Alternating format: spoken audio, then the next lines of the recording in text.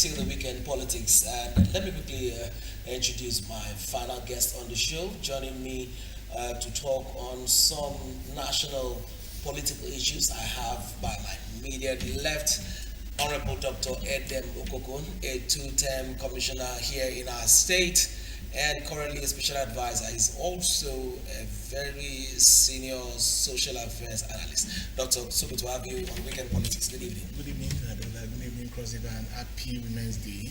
International Women's Day. Absolutely. To our wives and our mothers. Absolutely. And also beside him is Mr. Castro Ezama. Castro Ezama is the Immediate Powers Special Advisor, Education to the former governor of Cross River State, and today he's writing from CRBC. Castro, good evening. I am here because I was given birth by mother. Happy International Women's Day. Absolutely. Okay, so let's quickly get into our political discourse. On the 2nd of this month, third, it was on the 3rd. We had the state APC congresses across Nigeria. So let me start with you. Dr. Okon, how would you assess the just concluded APC state congresses? I think all in all, you can say APC from the World Congress to the local government congresses to the state congresses, you can say that we've had almost a 90% success rate. And it goes to speak to the leadership of the party at the governorship level and at the national level. It shows that it's a party that's still being catered for via discipline, via consensus and discipline. And so that's what we have seen played out. That's why we have very little issues from one or two states. We have very little issues in this all through the congresses. So we have to give it to the leadership of the party. They have done well in holding everybody together. But we still have a lot to do to ensure that fairness and equity comes to play. Great. Mr. Castro, let's look at Delta State. Delta was one of those pockets of state that had issues with their state congresses. Yeah, we saw that coming. Senator Omo Agege, there are factions inside the APC in Delta State. Unfortunately for them, there hasn't been internal reconciliation of the party. Omo Agege, by what we hear, had interest to run as governor before the current governor defected to the APC, and there was no proper healing. That's why you see what's happening there is the tussle for who becomes the Guba candidate ahead of 2027 general election. Of course, primaries is next month and May, so we hope that the party will step in and see how they can reconcile these factions. Else, we'll continue to see parallel congresses there. We'll see parallel primaries conducted, and it becomes a pre-election matter that will terminate eventually at the Supreme Court. That's exactly what they are beginning to cook in Delta State. I hope that the party gets on board and see how that can be reconciled and resolved.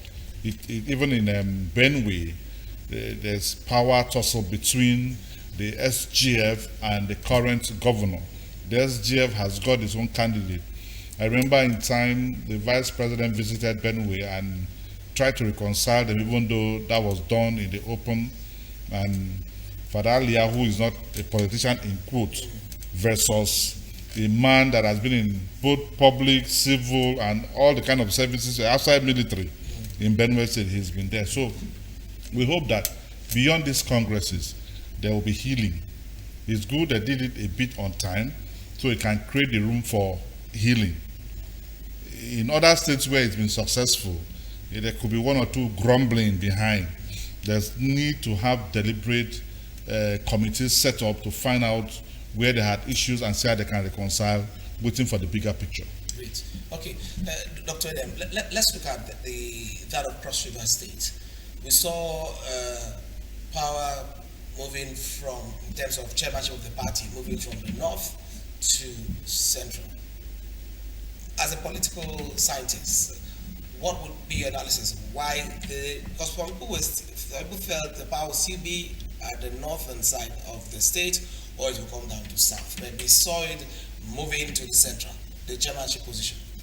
First of all, let me use the opportunity to commend His Excellency for the wisdom he has brought into this, because different for us, I've always argued that the chairmanship should come back to the central, because nobody has really, apart from the man from Yala, who had completed his full tenure. We barely have chairman that has completed their full tenure in Cross River State. So we have always had people going in to complete the tenure of the other one. So over time, for some time, it has been between the north and the south. The central has been left since after the days of Reverend Ikobi and Sonny Abang, that they've been left out. So I'm happy that they've been recognized now, and they're also the next determinant of the 2027 election. But that we not get on, they have a big role to play in determining how His Excellency re-election will come to play. So I thank His Excellency for that vision. I thank His Excellency for being forthright and for also being inclusive. So for seeing Central come up, I think it's a just and good idea. Great. Okay, Mr. Zama, let's look at the electoral act that was signed by Mr. President a few weeks back. Now, remember that we used to have direct, indirect, and consensus. That indirect primary had been pulled out. What's your thoughts on that as regards the Congress adopting either the direct primary or the consensus, of which that's what we had here in Cross River State? Well, it has reduced cost and acrimony. We had a situation where few people will sit as delegates and decide the fate of either a constituency, a state, or a country at large. It now gives room for internal party democracy. If they have XYZ number of people that have registered as members of that political party and they want to do direct primaries, everybody's involved. They have a stake on who becomes their flag bearer. Else they sit down and say, okay, this is our consensus by way of voice vote, and candidates are produced.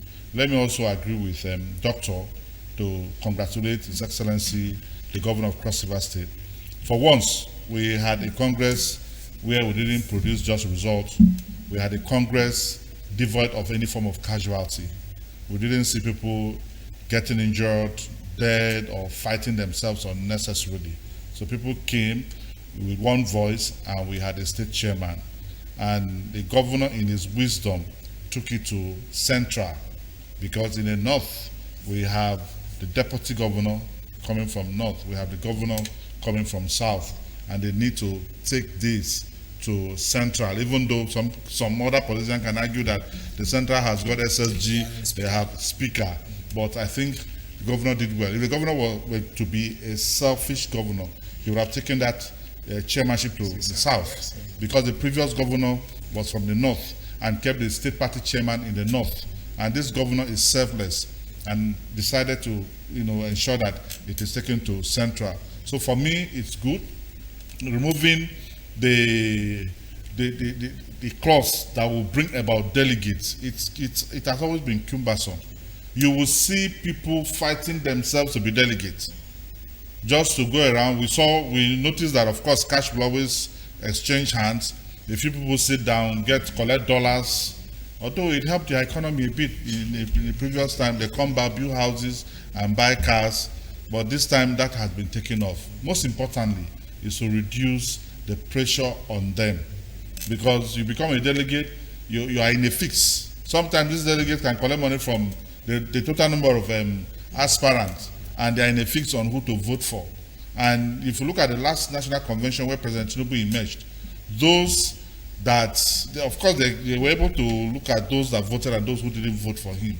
And some people became political casualty following, that very convention. So for me, I align with the Electoral Act. The only challenge about this very Electoral Act is it came a bit sudden, a bit late, and parties are running around the clock to meet up with the various clauses.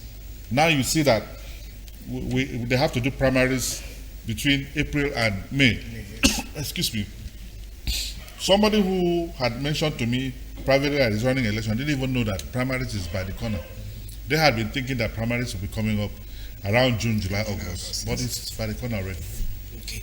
Now, remember what happened to Senator Professor Ben Ayade, the immediate past governor of Cross River State. What actually made him to move? in 2021 to the APC. It was still on this issue of delegate list. I'd like you to talk to us on that and how our current government has been able to ensure that everyone comes on, under in one family and move out for 2027 with one mind. Yeah, in 2021, the interest, all of us were in PDP then. The varying interest, or the various interests that was in PDP were quite huge. And there was something His Excellency Senator Professor Benedict Ayade could not surmount. And he felt that the safest way to do is to move out and leave the party for the various interests to continue to move. I think it was also a good thing that he moved, because it gave him the space to take charge as a governor, and that's what gave us the space to say that we can actually pronounce back to south without missing one. So for what, if we compare that and now, the same scenario is not playing out. Here, His Excellency Senator Apostle Prince Fasile too has been able to take charge fully. He has been able to take charge fully, and from day one, it didn't mean what he wanted there to see that he is the real leader that everybody must look up to, in terms of vision and in terms of direction. So those heavy weights, those heavy pillars, they're not allowed to raise their head. So the governor took charge fully, and then because he took charge fully, that's the result we are seeing: peaceful, inclusive, cohesive congresses. Great. Mr. Castro, moving forward, after the APC State Congress, what next? Especially for us here in Cross River State. Yeah, for us in Cross River State, following the zonal and national convention, like we said, by next month we're having party primaries. I have personally prayed for wisdom in the leader of the party, the governor of Cross River State, so they will be able to get the right candidates that will run elections. I trust the governor. After Senator Lele Moke, he's the next person in this state that is a core politician that is governor of Cross River. So I trust that he will make mistakes. And a lot of people need to understand the body language of our governor. He acts more than he talks. So I pray God to guide him on the choices of the people he is bringing on board. And let me say this clearly, that there hasn't been, yes, the governor said recently that he does not have issues with National Assembly members. As a person, I think there has not been a symbiotic relationship between the governor and the National Assembly members. The case in hand is the oil wells, Bruhaha, that we know rightly that it's ours. And like I keep asking, how many of our National Assembly members have come all out to chest it with the governor? So we should be mindful of the persons that are going there. They are the ambassadors of the state. First, they are elected by this state. So the governor should, by the special grace of God, will not bring people on the basis of sentiment. He should bring people that, one, will represent the interest of Cross River State, and then most importantly, they also have electoral value. So we will not just sit down and they just handpick people and send to the National Assembly. Opposition will only thrive if we bring on board unpopular candidates, people that will not be able to deliver. So I trust that the party will work in synergy with our beloved governor to come up with candidates that will fly the flag. For governorship, we know that Senator Prince Bassey Ededotu is doing a second term. That has been sealed and stamped. So far, so good. There is nobody from the opposition that is raising any head to contest against him. And whoever that person would be, it's already late for such a person. But what will keep the party united is the choices of National Assembly members that will be sent. A lot of people are interested. And I love the situation here in Cross River. People are careful in their consultation and all of that. We are not creating unnecessary enmity. Last time we saw that maybe we didn't handle internal party democracy very well. That's why the entire Northern Senatorial District went a different way from central and north. Of course, we saw what happened in Odukbangi and Calabar municipality, where a National Assembly member came from another party. Again, presidential election comes first. Presidential and National Assembly election comes first. We need to be smarter in bringing popular candidates. If, for instance, the ADC, there's a likelihood that Atiku Peter Obi ticket may be coming up. If it comes that way, the North will get up for their northern brother. And you can be sure that Peter Obi will galvanize support from the south. So there is no point for us to play any kind of low politics by bringing any kind of candidates for election.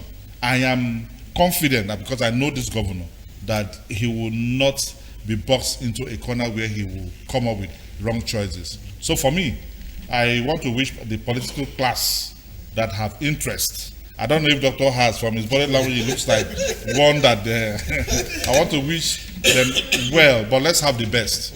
I have not been too pleased with the outing currently. We need to either, whoever is going back, we should sit down and talk crossover. Most importantly, look at Akwa Ibom State.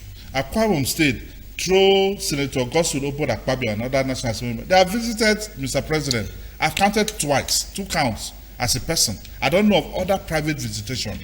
We too have contacts with Mr. President. We have National Assembly members that also are privileged to be visiting Aso Rock. How many times have we gone as a state, as a delegation, to visit the president of their country? Just recently, I saw the wife of the president in Akwa Ibom State. She was even playing ping pong with the governor, because Akpabio is keeping the doors open. Our National Assembly members should do more. They should do more, because Cross River State is the most sensitive state as far as this country is concerned. Great. All right, Dr. Finally, let's see the person of Honorable Chris Etta, the state chairman of the All Progressives Congress. Talk to us about his pedigree. Do you think he can deliver the goods? Mr. Castro had talked about the party working in tandem with the governor to deliver the goods in 2027. Do you think this new team led by Honorable Chris Etta would deliver the goods? Certainly.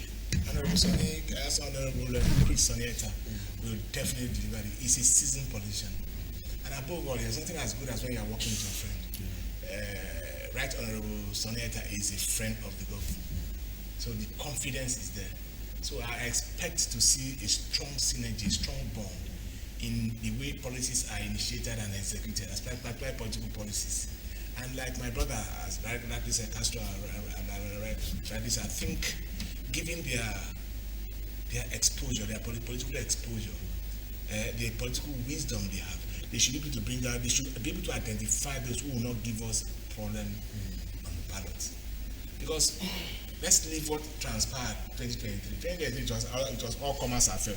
Even as at that, we lost to Labour. But because we also had people who are not strong enough to attract votes. It was like I also expressed it in several forums. If you look, Calabar South, Calabar Municipality has the highest number of votes. If you put the 2 votes together, it's almost bigger than what the entire North has. And yet, the North vote more than the South. Because you realize that most of the candidates from the North has always been people that are known, people that can bring out people that are selfless. There are men and women around. But what we have in the South more often is that we tend to play towards leadership of Atafiti clan. We don't really look at men that are generally acceptable. We look at those that are settled to various forms of clans, and this has set us backwards. So I expect that in the wisdom of His Excellency, working in tandem with the party, especially the one now led by Right Honorable Sonny Chris Etta, we will come up with men and women who will drive the vote out. It's very important that there has to be this bond, there has to be this synergy between the party and His Excellency. So we can actually come out. And I'll tell the Excellency, don't be afraid to take your decision at all. Because you have the people behind you. In fact, after the State Congress, I went outside to field reports, and people were very excited. A lot of people were excited about it. So that shows that when the right decision is taken, the people applaud it. The people show gratefulness for it. And that's what His Excellency got. So we would expect a good working relationship between the party and His Excellency, and that good working relationship will drive the party forward. Like Mr. Castro rightly said, we have to be on the lookout for Obi and Atiku. These are men that can drive the youths. And if you look at their party registration, they have not actually hit the number at all. It therefore means that most of the Gen Zs, some of them who are just getting to 18, their message has not yet successfully resonated with them. So we need to look at people that can interface with them. These are the people we must place on the ballot. And not above all, it's not just about you. Like I already said, you are ambassador. You should have people that can go and then come back and take instruction or take information from his exercise and go back to the larger state to display it. It's not people who think that they know it all on our own, we can do it. Because you're actually representing the state. So you must always come back home, take information and go back there and put that information into something that will be of immense benefit to the state. Like he has said here, we have our deep sea port that has to be driven, we have our oil well that has to be driven, and so we need men with capacity, men and women with capacity that actually understand where the shoe pinches. These are the people we must put forward for them to drive the goals that we actually, the intended goals that we want to achieve as a state. Great. And what a way to end it there. These are the people that the APC will put up there to ensure that Cross River State, is right there at the center. And while you were talking, I just came up with the thought of let's talk about Cross River, wherever we are. Let's just talk about Cross River. Honorable Dr. Eden Obokon, thank you so very much. It's always been a pleasure hosting you on Weekend Politics. And not forgetting my big brother, Mr. Castro Ezama. Thank you so very much for your time. We look forward to, bringing you more so that we talk about the primaries that we're hoping to have sometime a few weeks from now.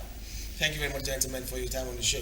And this is where we would be bringing the show to an end. Let's do this again next week, Sunday, God willing. Remember, first, you are a Cross Riverian.